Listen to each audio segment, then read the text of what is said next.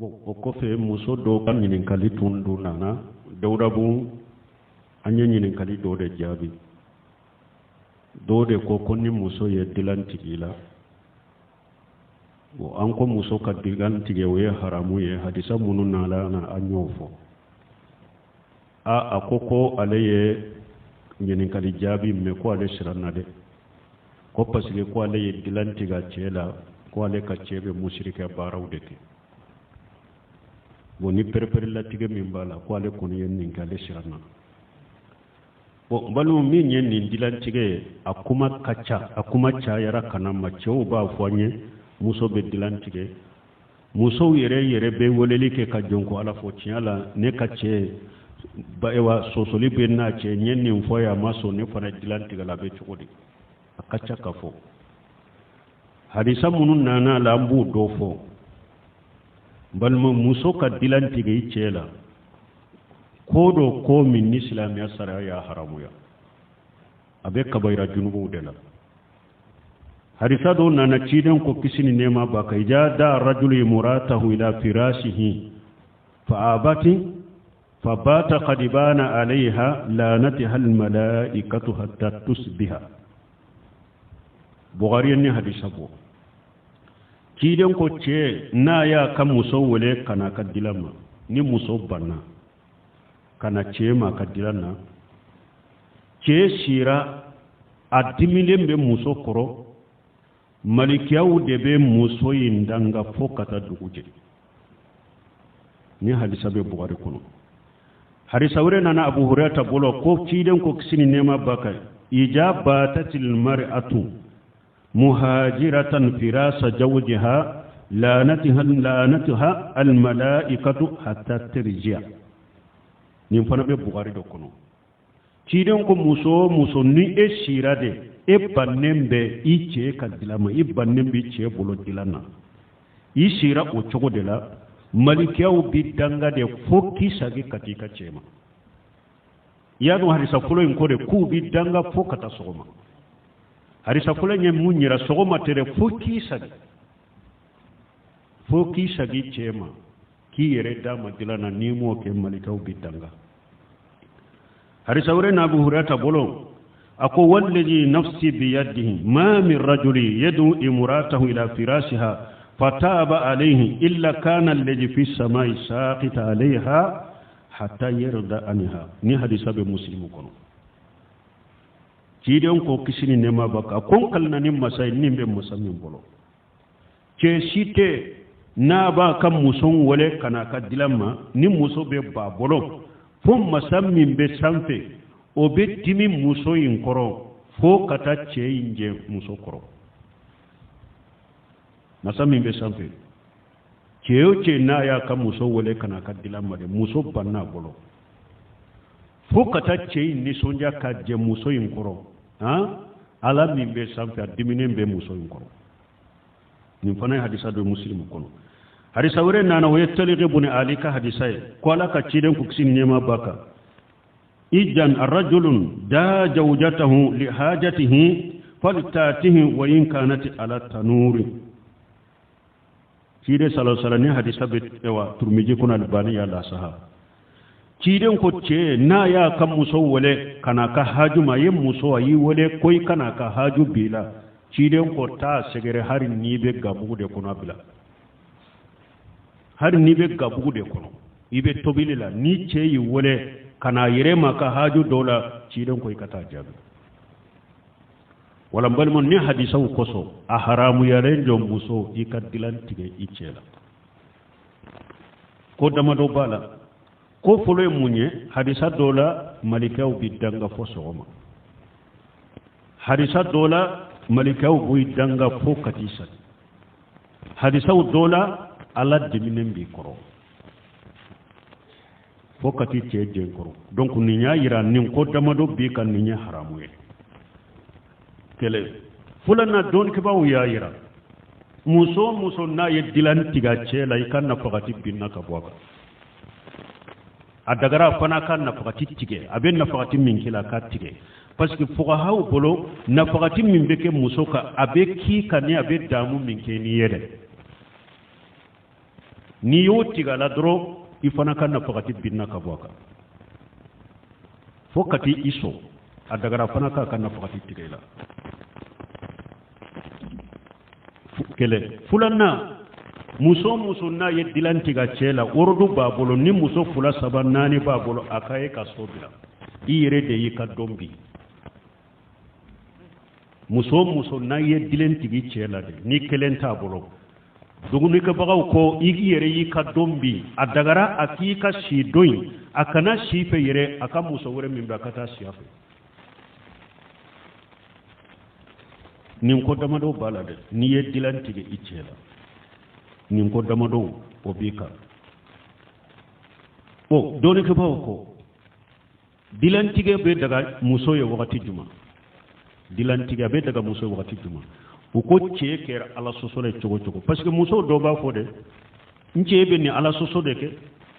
ani wadi muso de be ñogon fede abe jeneya de kede abe ninde ke aka do fana muso ka sereya temina jeneya la ka jeneya sabati ceka hari muso keme de ce ye jeneya la sariya te jeneya sabati mo ka ni au ka sereya aha muso ka sereya temina fil hudud muso ka sereya temina ka jeneya sabati mo ka silamiya sare kono cenani o de be sereya sabati mo ka ni har ni muso keme de ko anye ceye jeneya la silamiya sariyate jeneya sabati ceka janko ekele ma ye yere sobi ni sikaw ni fewunduro ate daga ka dilantige yi cela ala soso kama don ke ko yofo kon cebe ala soso dola ate daga ka dilantige cela o kama de ala soso kama de ni be saka konnan jiya min ke ceye ibo konnan jiya de kai ka bilasira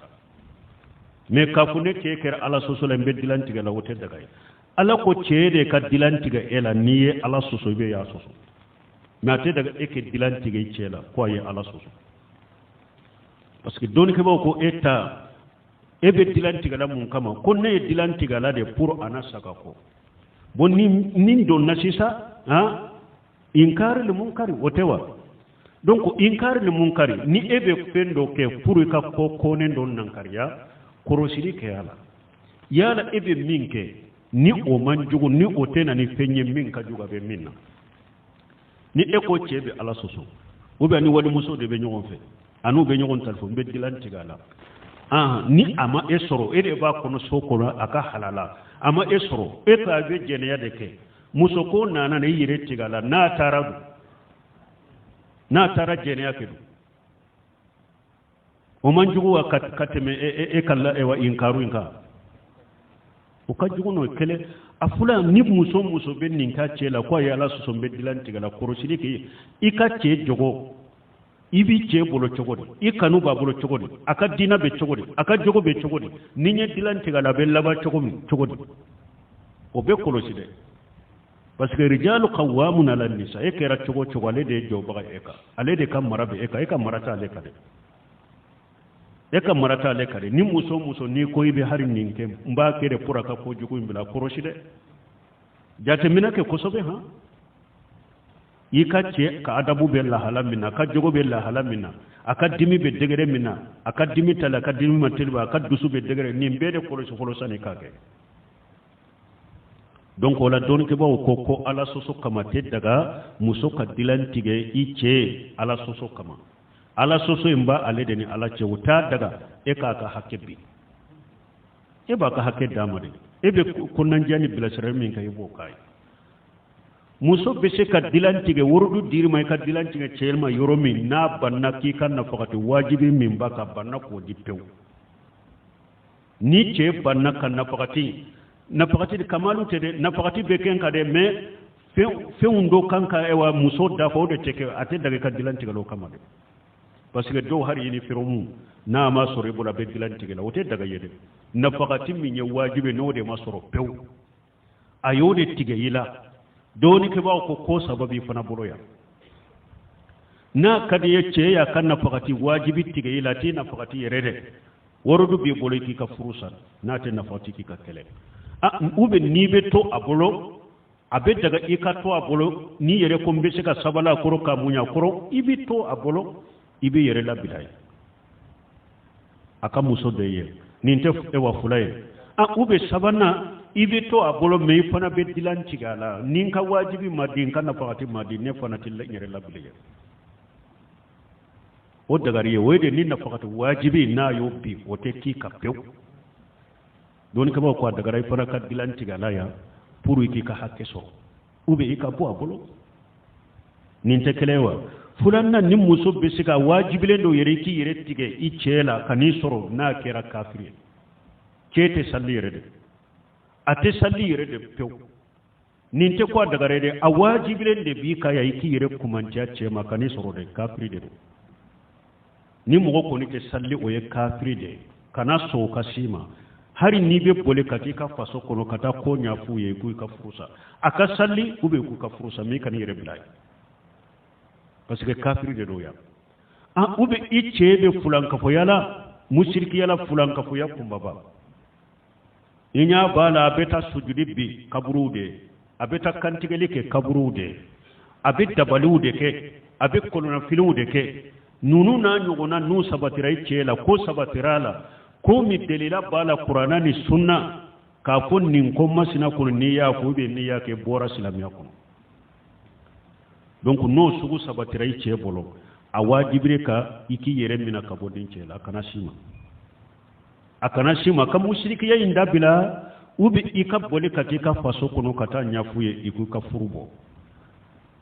afamuna bodilan tige dagara muso ne yoro de la ikan na fakati wajibini o tigera ila ubi ate salli pew mana abe kola dro mimba kafiriya kala bo silama kono ubi mushrikiya kumba baba bolo ni sugo adagara wajibira muso ko iki yere tige ka bo chela ya kafiriya yoro ni mushrikiya yoro la fo ka tubi ube iki ka furusa bon nafakati wajibri yoro abe daga iki yere tige ka bwala fo aki kan nafakati dima ube sirabi bolo yere iki ka furusa mais ni ote ko kera togo amanne ka hakke de hakke mise munumbe ni nafakati wajibi te ate daga ka dilen tigala akera ala sosolay togo ala soso mi ma labo silamiya kono ate daga e ka dilen tigala o kama akala soso bani ala che ebe se ka ewa kunnan jamini ewa wajibi min kala ibode kala kabila sira mi ate daga ka dilen tigala